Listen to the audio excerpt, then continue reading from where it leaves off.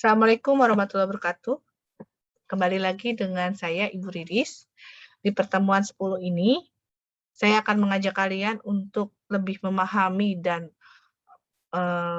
bisa mengerjakan beberapa pengerjaan seputar lingkaran Moore, tegangan bidang.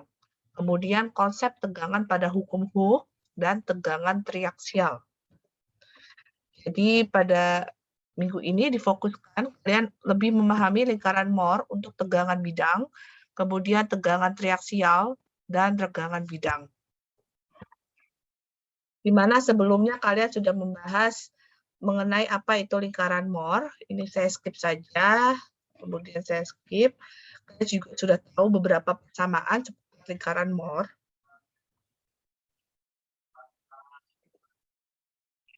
Kemudian kita langsung masuk ke dalam pembuatan lingkaran Moore.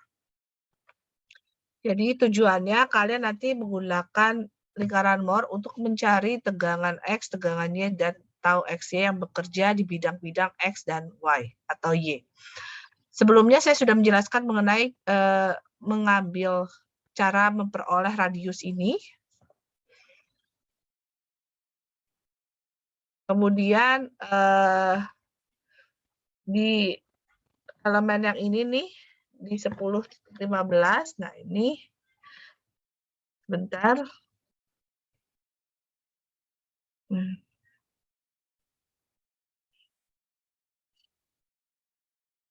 Di gambar tersebut terlihat bahwa sebagai contoh tegangan pada elemen miring, kita lihat titik D lingkaran tersebut itu ada sudut 2 theta dari titik A.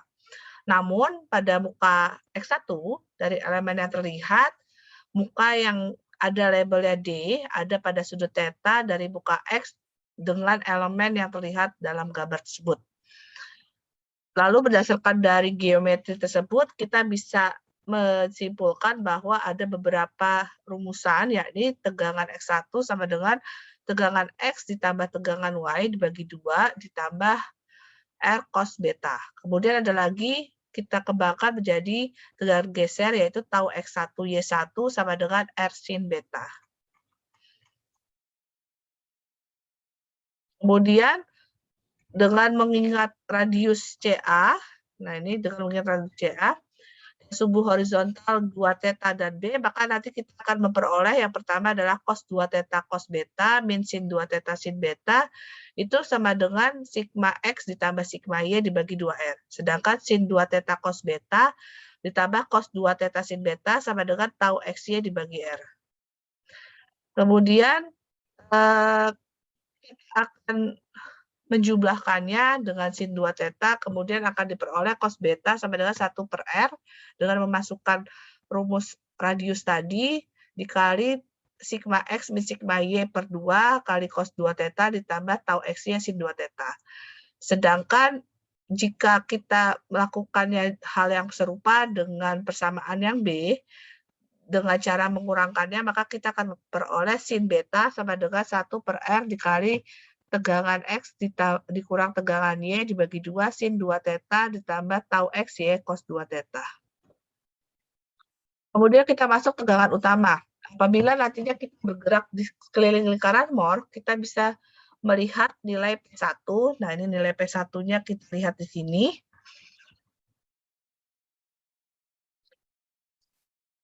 Jadi, nilai P1 tersebut bisa kita lihat di bagian bawah ini.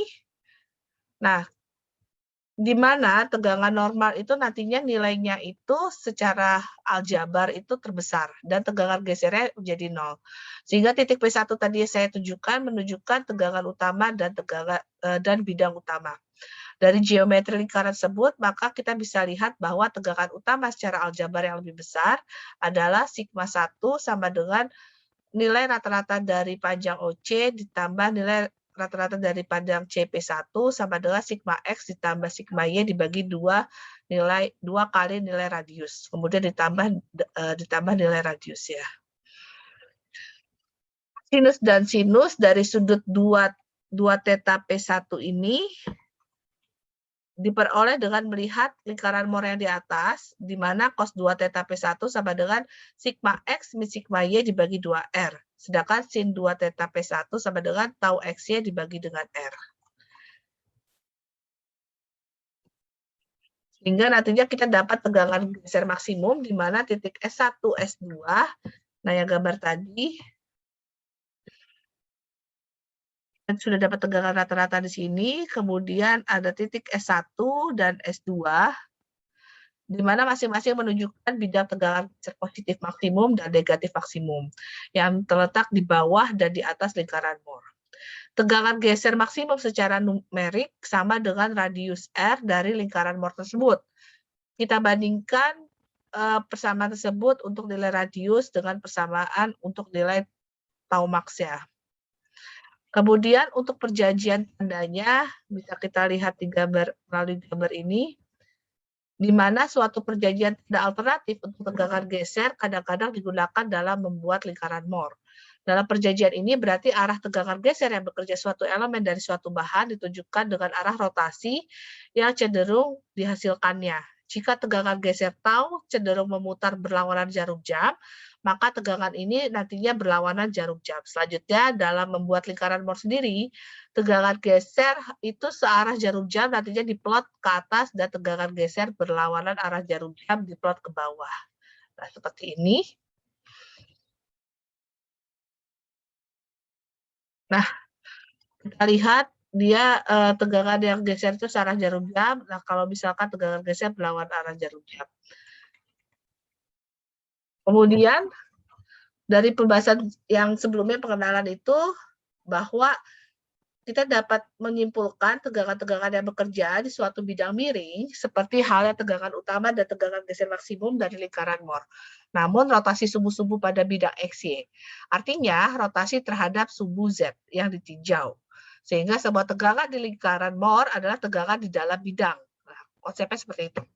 Selain menggunakan lingkaran Moore untuk mendapatkan tegangan bidang, kita bisa menggunakan tegangan-tegangan di bidang X dan Y diketahui. Kita juga bisa menggunakan lingkaran dengan cara yang sebaliknya. Lingkaran Moore nanti memungkinkan kita untuk memvisualisasi hubungan antara tegangan-tegangan yang bekerja di bidang-bidang yang memiliki berbagai sudut. Dan juga bisa berperan sebagai pengingat dalam menghitung tegangan. Meskipun beberapa cara grafis yang lain, tetapi tidak lagi digunakan dalam dunia teknik. Namun lingkaran Moore tetap digunakan karena lebih memberikan gambaran yang lebih sederhana dan jelas mengenai analisa yang agak rumit ya.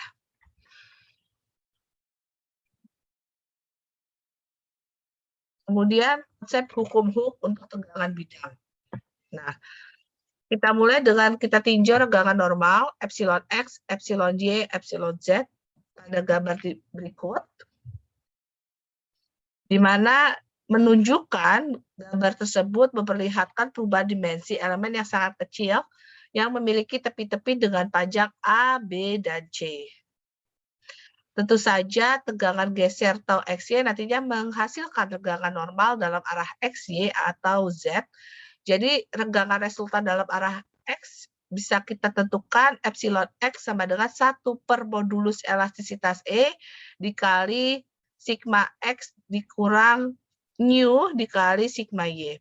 Dengan cara yang sama nantinya kita bisa mendapatkan tegangan dalam arah Y dan Z, di mana sigma V sama dengan 1 dibagi modulus elastisitas E dikali sigma Y, epsilon Y sama dengan 1 dibagi modulus elastisitas E dikali sigma Y dikurangi mu sigma X, di mana epsilon Z nantinya nilainya sama dengan min mu dibagi modulus elastisitas E dikali sigma X ditambah sigma Y.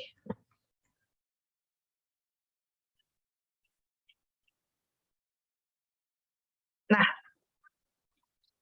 kemudian bisa kita lihat terlebih dahulu gambar ini, tegangan geser tau XY, nah ini tau XY, menyebabkan distorsi di dalam elemen yang sedemikian nilainya, hingga muka Z itu nantinya berbentuk rombus. tegangan gamma XY, tegangan geser gamma XY adalah berkurangnya sudut antara muka X dan Y dari elemen yang berkaitan dengan tegangan geser. Jadi menurut hukum Hooke untuk geser dikatakan bahwa sigma XY sama gamma XY sama dengan tau XY dibagi modulus elastisitas geser G.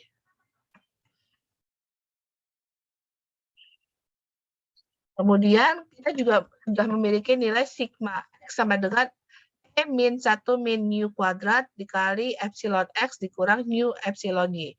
Di mana sigma Y sama dengan E min 1 min nu kuadrat dikali epsilon Y ditambah nu dikali epsilon X.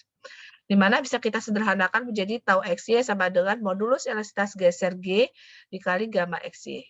Nantinya ada sebutan hukum Hooke untuk tegangan bidang, yakni modulus elastisitas geser atau G sama dengan E dibagi 2 dikali 1 plus U. Kasus khusus pada hukum Hooke di mana epsilon X sama dengan 1 per sigma X min nu kali sigma Y. Di mana epsilon Y sendiri nilainya sama dengan 1 per E dikali sigma Y dikurang nu sigma X, di mana epsilon Z nanti nilainya adalah sama dengan min nu dibagi E dikali sigma X ditambah sigma Y. Nanti terbagi lagi, ada sigma X dan sigma Y. Nah, nilai sigma X sendiri sama dengan E dibagi 1 min nu kuadrat dikali epsilon X ditambah nu epsilon Y. Sedangkan sigma Y sama dengan E dibagi 1 min nu kuadrat dikali epsilon Y ditambah nu epsilon X.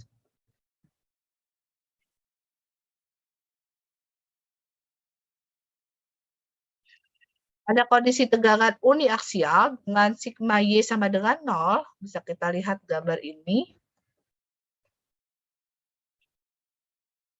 Sebentar.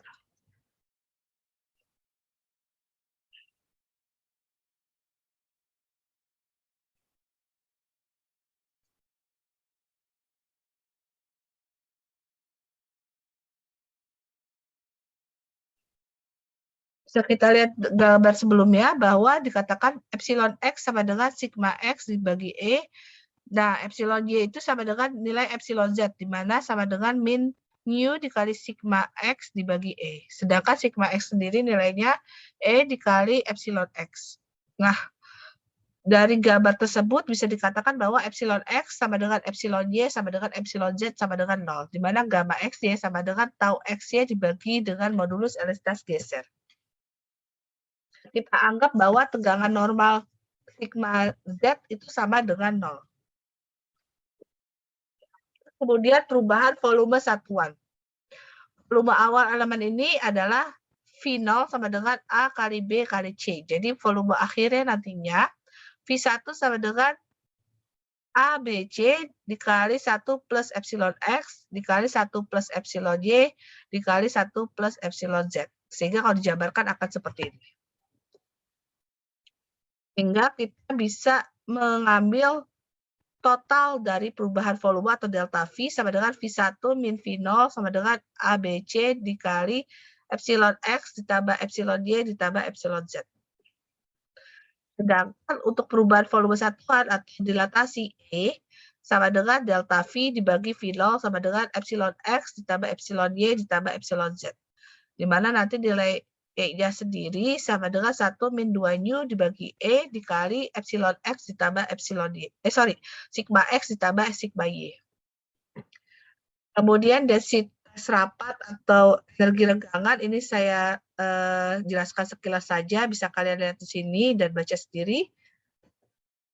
Nah, ini juga saya skip karena nanti ini masuknya ke mekanika bahan lanjut. Nah, kalian bisa ambil di studi magister.